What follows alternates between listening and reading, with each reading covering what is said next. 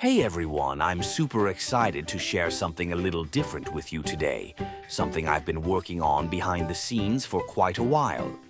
When I'm at home and have some free time, I love getting creative with DIY projects. It's my way of relaxing, challenging myself, and bringing fun ideas to life. This time, I decided to take on a mini project that looks simple at first glance.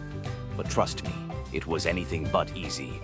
I built a miniature house entirely out of barbecue sticks. Yep, you heard that right. Barbecue sticks. While it may seem straightforward when you watch the video, the reality was a lot more complicated. It took me a few weeks to finish, with tons of trial and error, glue mishaps, structural fails. Some walls fell more than once and plenty of patience.